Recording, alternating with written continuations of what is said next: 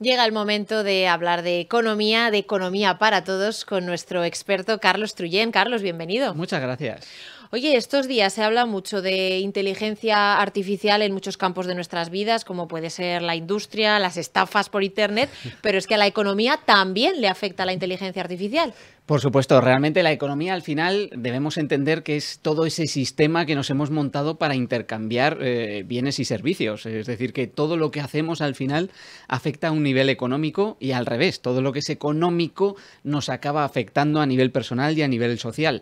Y la inteligencia artificial, que es verdad que se habla mucho estos días, pero también los últimos meses, llevamos año y medio especialmente hablando sobre inteligencia artificial, pues es uno de esos elementos disruptivos que desde luego está cambiando ya la forma en la que entendemos la sociedad y por supuesto está cambiando ya la forma en la que entendemos la economía, desde el punto de vista de las empresas, que son las que generan productos y servicios, generan empleo, mueven el ciclo económico, generan dinero, productividad, etcétera, y desde luego la inteligencia artificial está afectando muchísimo a nivel de empresas y a nivel de personas también. De hecho, uno de los temas quizá que más preocupan es ese miedo a que nos quite el empleo, pero eso lo vamos a tratar un poquito más adelante en el programa de hoy, porque primero vamos a hablar de la inteligencia artificial generativa. ¿Qué es eso? ¿Cómo funciona? Cuéntanos. Claro, esa es la última parte, digamos, de la inteligencia artificial, que es un conjunto muy amplio de tecnologías, pero lo que más está impactando, y por lo que llevamos hablando año y medio prácticamente de inteligencia artificial, es esta nueva edición de inteligencia artificial generativa. ¿Qué es lo que genera esta inteligencia artificial? Pues contenidos nuevos. O sea, esta es la diferencia con respecto quizá a la inteligencia artificial que veníamos usando antes. Y esta es la que ha impactado a nivel social y evidentemente todos tenemos en la cabeza ChatGPT. ChatGPT fue el que democratizó el acceso a la inteligencia artificial generativa y nos hizo ser conscientes de lo que podrían ser posibilidades infinitas.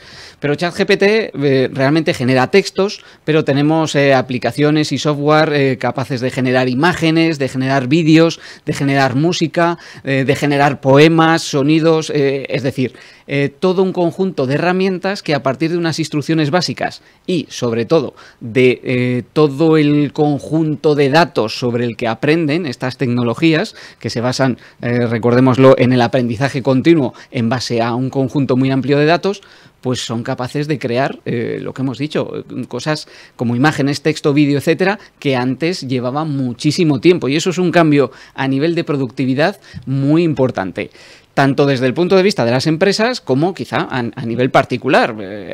Al alcance de todo el mundo no estaba hasta hace poco la capacidad de crear una imagen para hacer una publicidad, por ejemplo. Hacía falta pues saber dibujar, tener determinados conocimientos estéticos, artísticos. Bueno, pues ahora hay tecnologías que lo hacen por ti. Tú le dices lo que quieres y ellos te generan la imagen, esas tecnologías. Y encima puedes escoger, esta me gusta más, genérame más parecidas a esta. Es decir, es un cambio en la forma en la que tenemos de hacer las cosas. Y esto, desde luego, impacta muchísimo en lo que es la productividad. Esa es la inteligencia artificial generativa. Pero llevamos utilizando inteligencia artificial bastantes años, que esto estamos hablando sobre todo el último año, fue quizá el tema de 2023, pero hay que recordar que llevamos muchos años utilizando tecnología similar.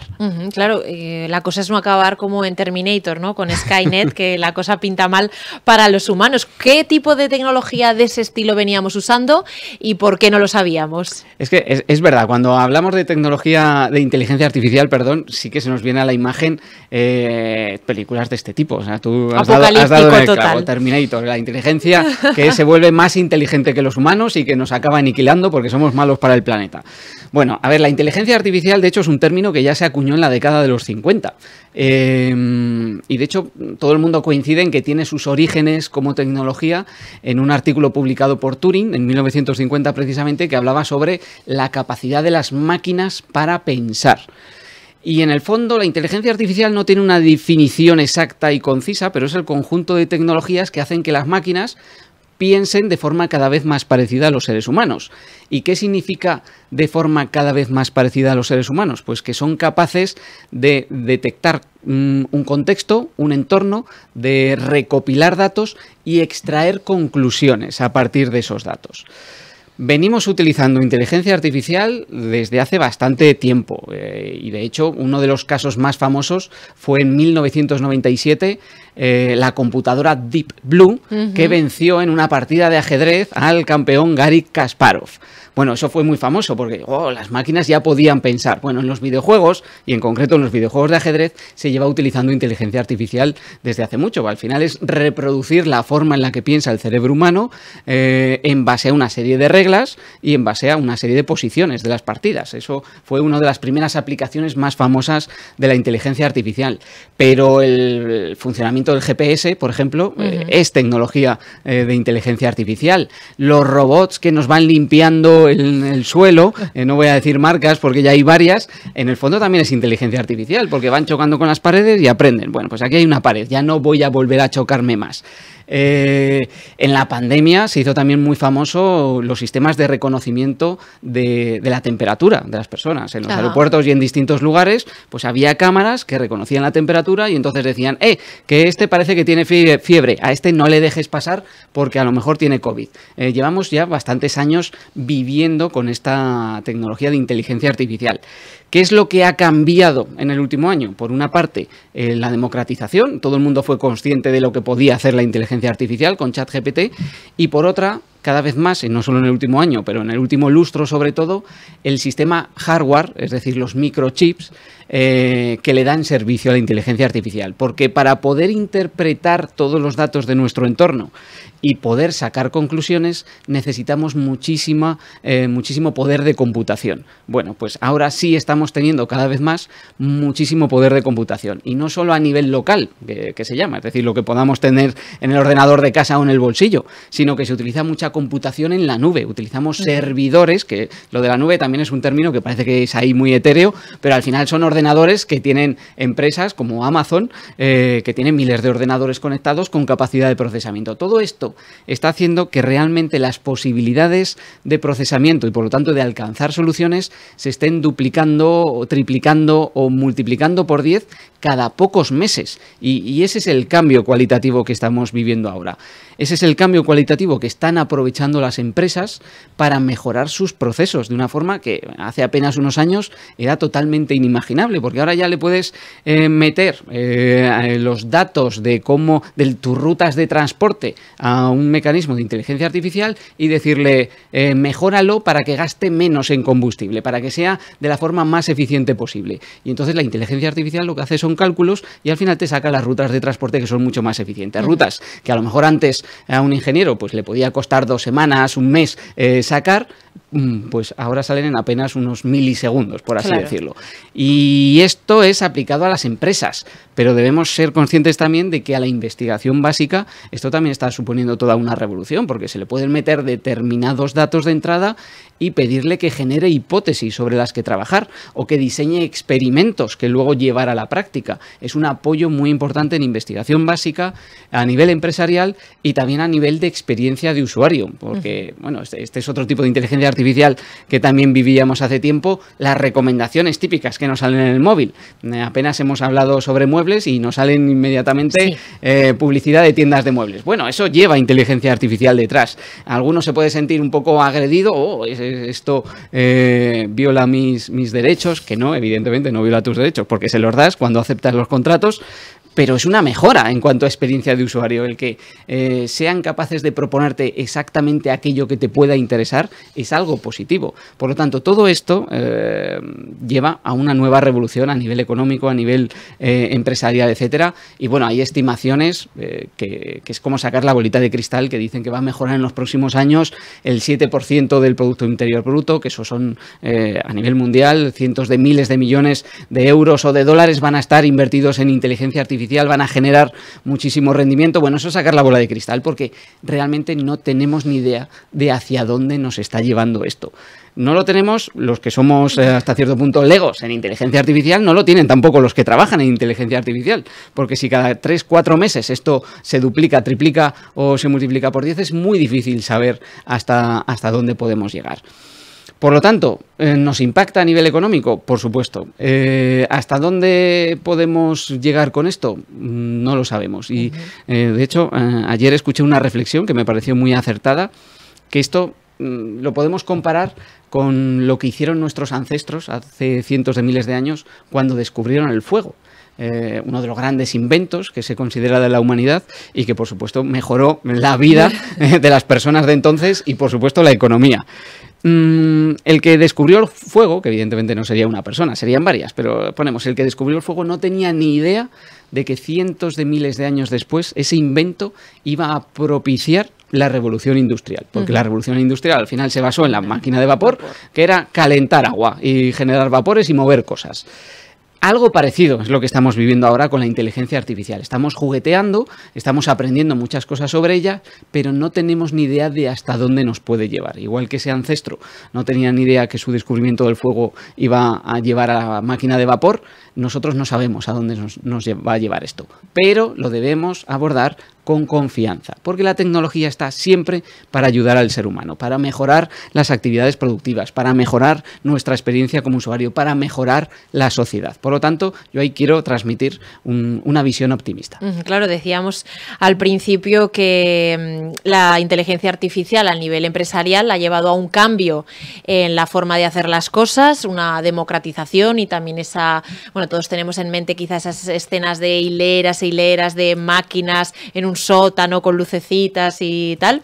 Y aparte, también que abaratará muchos procesos, ¿no? Por ejemplo, si antes tú tenías que llamar a un fotógrafo, hacer una foto, retocarla, una modelo, un espacio, todo eso ahora para empresas que no tenían esos recursos se hace más accesible, como tú has dicho, se democratiza ese proceso y pueden crearla con inteligencia artificial. De ahí también esa preocupación, ¿no?, en algunos colectivos de si perderán o no su trabajo. Pues esos, tú has dicho que podía crear imágenes, escribir, incluso canciones, y eso va a llevar a una pérdida de trabajos, además en un campo como es el artístico, que el factor humano es esencial, al menos hasta ahora.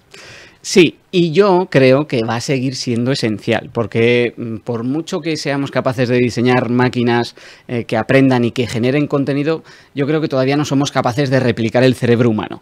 Y el cerebro humano son cientos de miles de millones de conexiones que funcionan de una forma asombrosa. Es la máquina más compleja que conocemos en el universo y, por lo tanto, las máquinas que nosotros creamos todavía no tienen esa complejidad. A la evolución le ha llevado miles de millones de años llegar hasta esa maravilla que es nuestro cerebro, y nosotros pues apenas llevamos 2 millones de años toquiteando con la tecnología, desde la invención del fuego hasta la inteligencia artificial. Y el factor humano es fundamental, porque nuestro cerebro realmente es el mismo que hace cientos de miles de años y necesitamos todavía el contacto humano.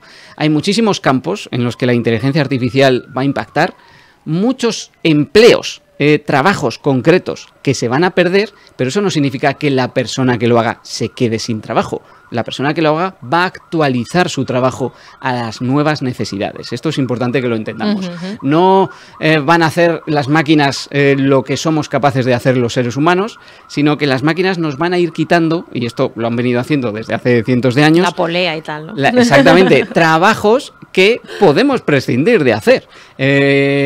Y por ejemplo, la última actualización de ChatGPT 4, que estará también en boca de todo el mundo hace apenas unos días, es capaz ya de realizar traducciones simultáneas.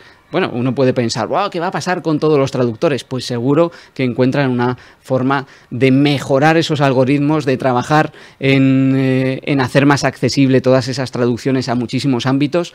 Es decir, los trabajos se van a modificar, pero no van a desaparecer. Y el factor humano va a seguir siendo fundamental. Y esto aquí también lo hemos hablado en algunos aspectos al hilo de lo que puede ser una planificación financiera, que aquí hemos hablado mucho de planificación financiera. Claro, tú le puedes dar una serie de inputs a una máquina, una inteligencia artificial, y que saque una planificación financiera para una persona.